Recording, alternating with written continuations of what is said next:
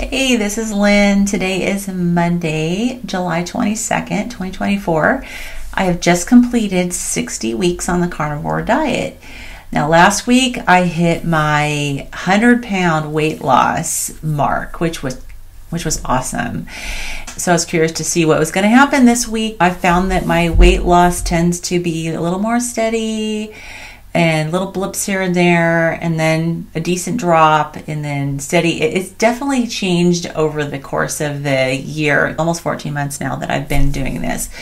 I was pretty consistent with like 2 pounds, 1 to 2 pounds a week, sometimes a little blip. So it's definitely changed, and that's to be expected as I get closer and closer to my goal weight. I'm estimating I have about 50 pounds to go. So I think this next 50 pounds may take a while to get off, to be honest.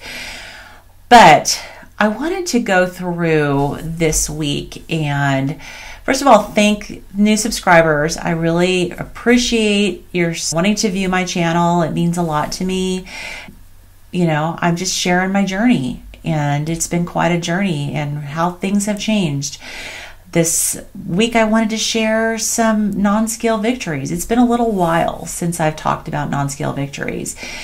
And I just want to be super, super grateful for those, to be honest, because the scale is one thing. It's really not the big deal.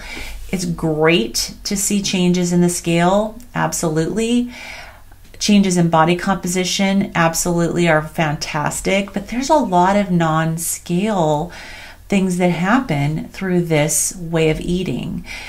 And I never want to lose sight of those, because if you get so super focused on the scale, and what does the scale say? It's easy to get discouraged if the scale isn't moving as quickly as you want it to, or maybe you don't need to lose weight. There's a lot of people who are on the carnivore diet and they don't need to lose weight.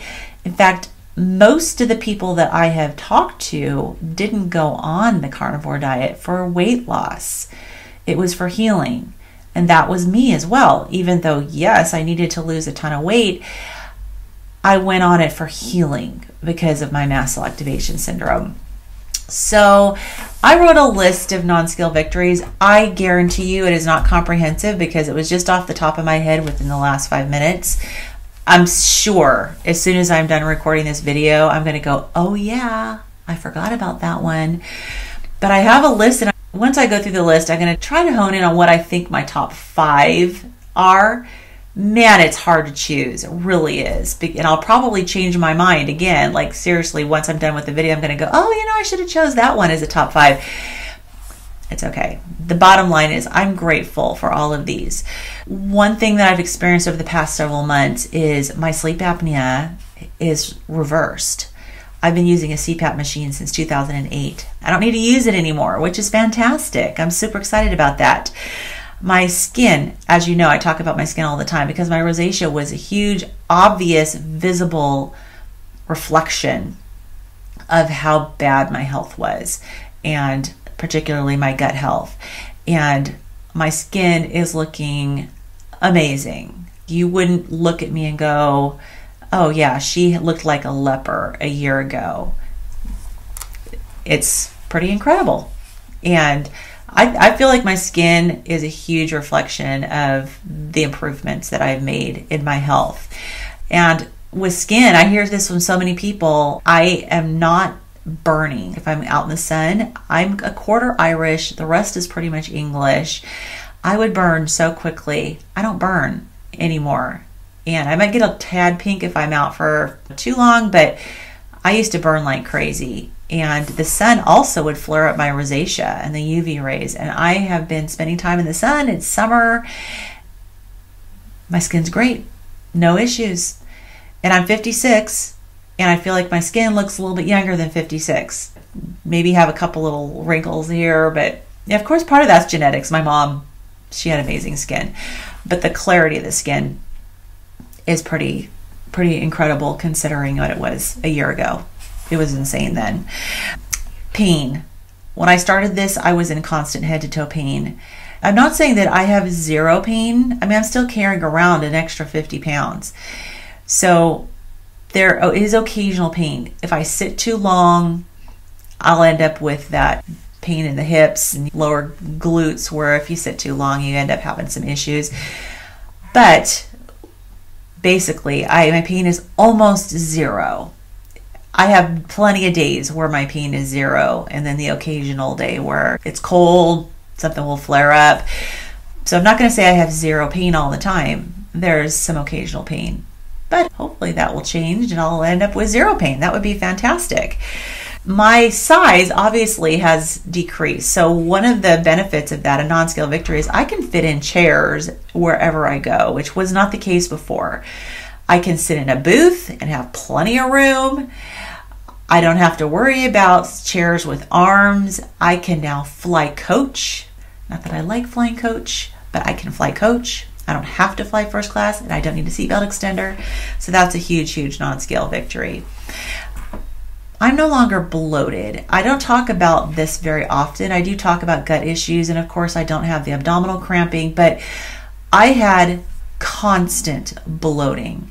Like that sense of fullness and the gas, the burping, all of that comes with it was 24/7 before.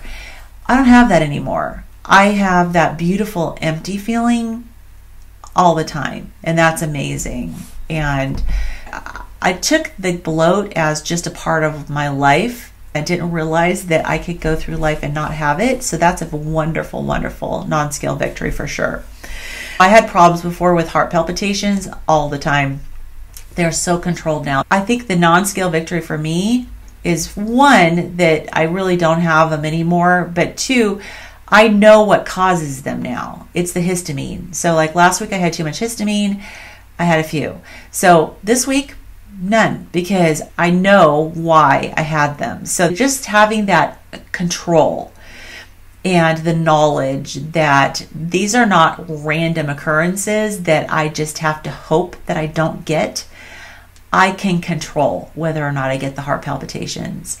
And that's empowering. That means so much that I actually don't have to be afraid of them. So that's a huge, huge non-scale victory. My brain fog is gone. I could not speak. When I went on medical leave from my nursing job, I was stumbling over my words. My brain would freeze. I was slurring my speech. I could not function verbally very well. I would stumble all the time, to be honest. So I feel as though that has dramatically improved. And I'm not saying that when I'm tired, I don't still have an issue occasionally. I'm not going to try to pretend like everything is 100% perfect. This is a long journey. It's not going to be perfect, and definitely not in this short of a period of time. I spent 55 years feeding myself horrible food and being very unhealthy. So I'm 56. It's going to take a little while, but the tremendous improvement is worth celebrating. Absolutely. Okay, so one of those things that's cool is I can be social again. Before, I could not make any social commitments. First of all, noise would trigger my mast cells. And I had mentioned before that I couldn't even go to church during the singing because of the band and the noise and everything would trigger my mast cells. I also could never make commitments to do anything because I never knew from day to day if I was going to feel bad. I can actually make commitments now and keep them. I went to a concert with my daughter the other week and it was loud and I did fine. So I am now thinking of the things that I could do and excited about it. Before I had the massive mast cell flare, we used to go to we have a lot of Broadway touring shows in Seattle, off-Broadway type things, and we have some wonderful local theaters in Seattle that have Tony Award winning actors that come and perform. We used to go all the time, and so now I'm looking through Ticketmaster, looking to see what's coming up, and pretty excited about that. So that's really cool. My balance and my mobility have dramatically improved. I had fallen several times and I was off balance a lot, and it made my mobility impaired because I was so tedious with the way I walked. Also, as far as mobility goes, I was in pain. I had knee pain, I had hip pain, I had back pain. That's gone. I can actually do the exercise videos that Lindy and I are doing for our challenge, which requires some coordinated steps back and forth and forward and backwards. I can do it. That's huge, and I don't lose my balance. So that's another major non-scale victory for sure. Bladder irritability is gone. I'm so happy. My bladder would just release its contents, or I wouldn't make it to the bathroom, or I'd just be sitting there and it would release all of its contents, which was horrible. That's gone. So that is a huge, huge deal. I can now take a deep breath. I had problems before, and part of it I'm sure was a big belly, but it's also a mast cell issue. Even people that don't have excess weight with mast cell disease often find they can't take a deep breath. No problems with that anymore. I can take a deep breath. My breathing is great. No problems. So I'm happy about that. Okay, some more TMI, but toileting, it's easy now. If you've been around long enough, you know I have told you that I needed an assistive device before to wipe because I just couldn't reach. It was horrible, and getting clean was really a challenge. And that's not a problem anymore. So no issues there. Yay, I'm happy about that. I can get off the floor without help. That's huge, because considering that I used to fall and then to not be able to get up off the floor, the combination is not good at all. So now not only am I not falling, but I can actually get off the floor without help. So that was one of my goals early on. I know that my immune system is better. I'm not getting sick. I don't get colds. I went through the whole season, all winter, no colds at all. I used to get at least one cold a year. My husband's noticed the same thing. He used to get multiple colds. Whenever our daughter, she's married now, living with her husband as of May, but the whole winter she was home and she had probably 4 colds. She's always bringing home something. My husband would often get whatever she brought home, and he would drive him crazy. He hasn't had colds either. So obviously our immune systems are getting better. And I love not being sick. There's so many people with colds, summer colds, and I haven't had any problems. So that's awesome. Severe fatigue. One of the hallmarks of mast cell activation syndrome is very crippling fatigue. I don't have that anymore. It's awesome. If I am tired, it's normal tired. It's not like wipe you out, you can't function tired. Again, I'm not going to say I never get tired. Of course I do. And I've had issues with my sleep. They're getting better. But the severe crippling fatigue is gone.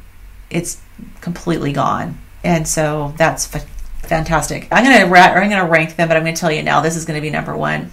I don't have any more throat swelling and no more trips to the ER. That is huge. So I was having to take rescue medication several times a week for throat swelling, dizziness, nausea, all sorts of symptoms, the blurred vision, the abdominal cramping. That's no more. That's amazing. And it's not just a non-scale victory for me. My family is so much more relaxed because of that. Because my husband, I swear, he never knew. I would seem like I was fine, and then all of a sudden my body would just have this reaction, and next thing you know, we're calling 911. And he was always worrying, wondering, is that going to happen? I'm home alone a lot, especially now that my daughter's off married, and he doesn't have to worry anymore. So that's amazing. So I would say if I have to rank these, and it is so hard to rank, but if I had to rank them top 5, I'd say number 5 would be my skin, my rosacea, because that has helped my confidence so much. I don't have to go out and see people staring at my face and my skin, try to hide myself. So that's a big, big thing. Number 4, I would say my sleep apnea being gone. That's huge. Number 3 is the pain. Not having pain all the time. That is incredible. I'd say number 2 for me would be the severe fatigue being gone, because that was so life altering and really affected my functionality. And then number 1 is the throat swelling, the trips to the ER is gone. So I just wanted to go through a lot of these non-scale victories today and remind myself of all the things that I need to be grateful for, because it's just vast. And I know so many of you that I've talked to have had some amazing non-scale victories. And one that I didn't add, which is probably more from me having my YouTube channel, but I have my YouTube channel because I'm on the carnivore diet. So it's kind of an indirect non-scale victory, is all the amazing people that I'm now able to interact with. And it's online. I have been able to meet some of you in person, which is fantastic. But the community is wonderful and amazing and so supportive. So that's kind of an indirect non-scale victory. So let's get on to my results from this week, which are incredibly boring. So which is why I wanted to do something different and focus on some things that are not the scale. So I weighed in this morning at 239.4, which is actually up 0.2 from last week. Everything that I see looking at the metrics, everything is basically the same. I mean, my muscle mass is the same, my bone mass is the same, the fat-free body weight is exactly the same, so I didn't gain or lose any fluid this week. So that tells me that the 0.2 that I gained is fat. It's only 0.2, no big deal. You know, our weight fluctuates, and I'm not concerned about it. Like I said, as I get more and more weight off of me, I'm anticipating that these little fluctuations and little plateaus are going to happen more often. So one reason why I do feel confident that it's fat is just looking at my body fat percentage. Last week it was 47.7 and this week is 47.8. So that's just a double check confirmation for me that the 0.2 that I gained is fat. My visceral fat is the same. I'm assuming it's probably subcutaneous fat. Yeah, so even my subcutaneous fat percentage went from 41.5 to 41.6. So it was a 0.2 of subcutaneous fat.